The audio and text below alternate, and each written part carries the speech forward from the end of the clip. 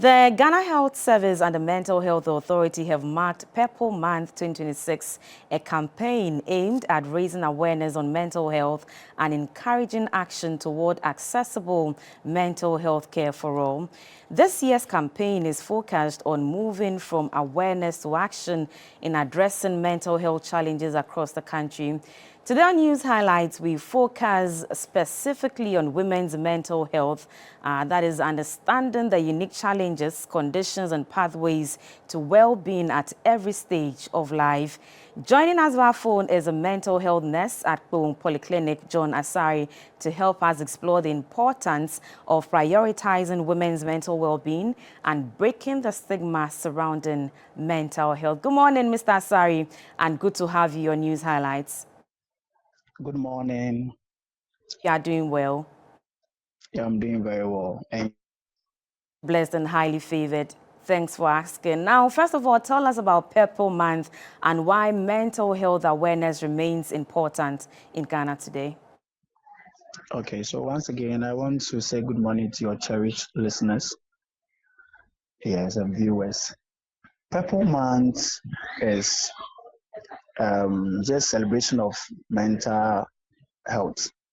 Okay, so in Ghana, we celebrate Purple Month on the month of May. And then Purple Month, this month or this year, the theme is mental well-being for all, turning awareness into creation. So it is our genuine interest to create awareness, and not just creating awareness. We need to carry out some activities to justify the awareness creation. And it is our mandate to sensitize the public and also make sure that everybody has independence when it comes to mental health. So course is mainly on women. Yes, on women this month. Yes. Why women? Why women? Tell us. We realize that women suffering from mental illness is increasing at an alarming rate.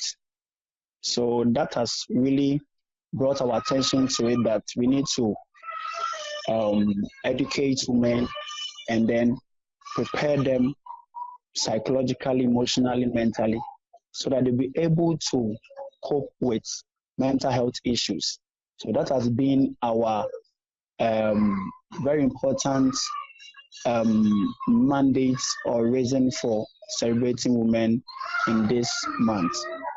Okay, Mr. Sari, women often carry responsibilities at home, at their workplaces, and even within their families. How do these pressures, affect their mental health and emotional well-being? Thank you very much.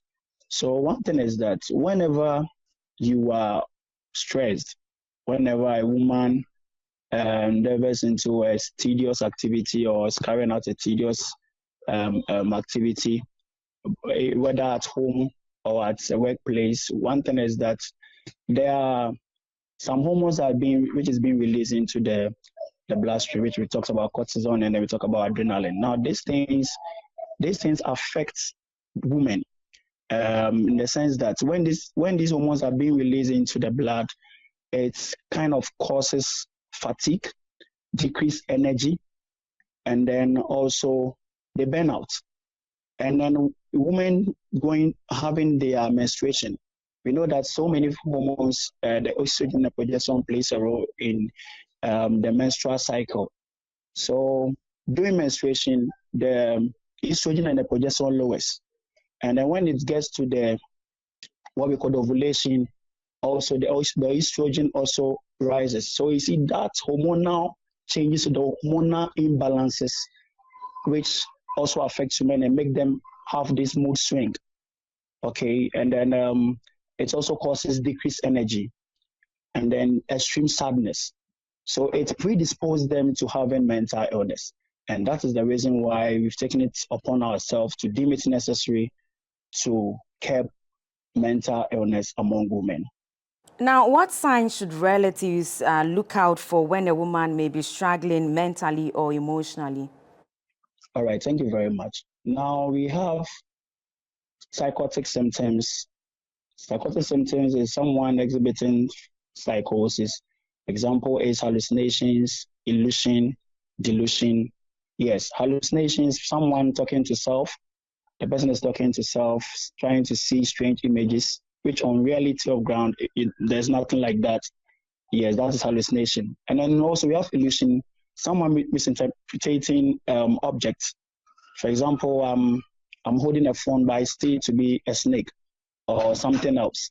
So saying the opposite, that is illusion. Also, delusion is more of like someone maybe seeing someone talking, two or three people talking and having a conversation. You think that they are gossiping about you. You think that they are planning evil against you. Whenever there's a conspiracy going on. So that thought, that negative thought, is one of the signs or cardinal signs of mental illness. The other aspect is that there's an extreme sadness, as I said. The person has imminence of suicidal ideations. That is feeling worthless, feeling hopeless, feeling helpless.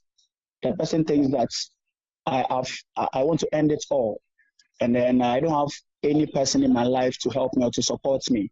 The person always wants to be at his or her corner, crying, feel dejected. So these are some of the things that mainly affect a woman. And also to talk about it is anxiety, fear, extreme fear. There are some people that when you give them something to eat, you being her carer for so many years, when the disease happens, or when she's in that comorbid, when you give her food, she won't take. She will tell you that unless you take it before I take it. Yes. And then when it happens like that, it becomes a problem. And then also we have what we call stupulosity. Stupulosity is more of feeling guilty of sins that you've not committed. So a person will see anybody and they say, please forgive me of my sins. I've committed this. Meanwhile, the person has not committed any sin. Crying spells, and I'm telling people to forgive her of her sins. Meanwhile, she has done nothing wrong, and the likes. Finally, what message would you like to give to women who may be battling mental health challenges and maybe feel afraid to speak up or seek help? Okay, so before I talk on that, I want to add a little more on the signs. We have sleep disturbances too. The person who experience what we call insomnia, whether late or early insomnia, the person will lose interest in activities that you think there are some activities that like we call it anhedonia, things that he likes to do. You realize that recently or currently he has lost interest into those things that first it meant enjoyable to him or her. Yes. And then difficulty in concentrating. It can be at workplace, it can be at home, it can be at wherever she finds herself.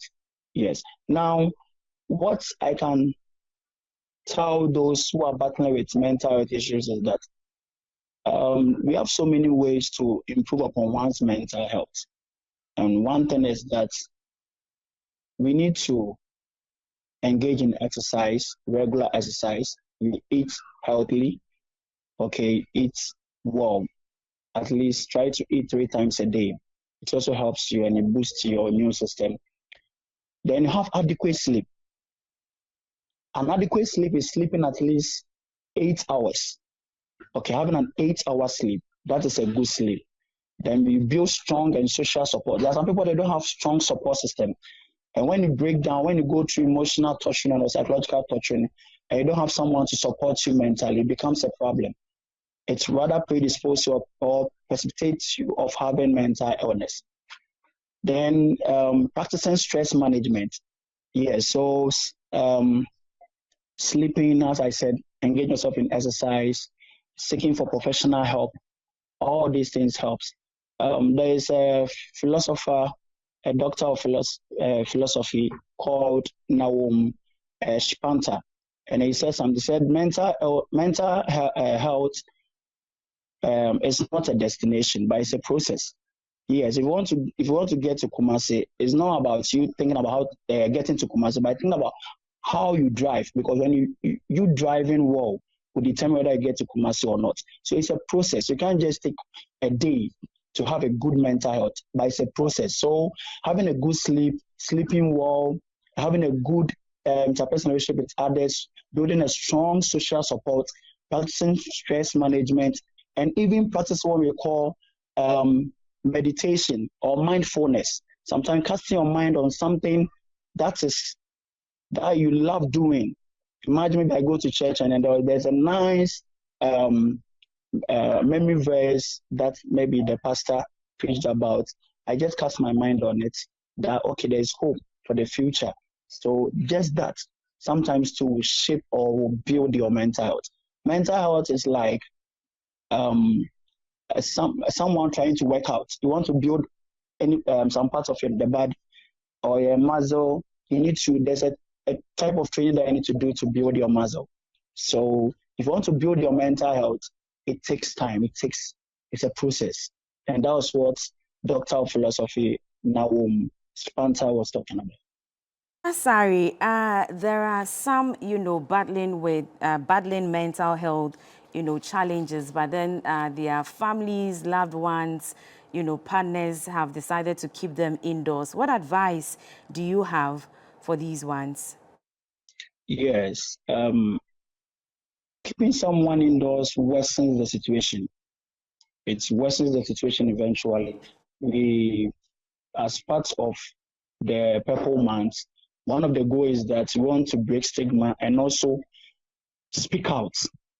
We want each and everyone to have that independence to speak out. So you need someone with you. You need someone by you that whom you can confide in, can share your problems.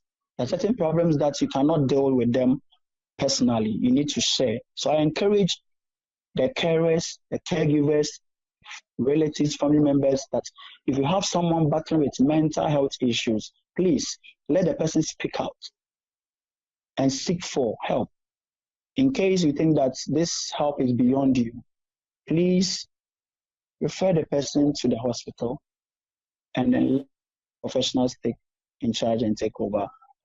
All right. Thank you very much for those valuable insights. So you just heard from a mental health nurse at Akpom Polyclinic, John Asari, helping us explore the importance of prioritizing women's mental well-being and breaking the stigma surrounding mental health.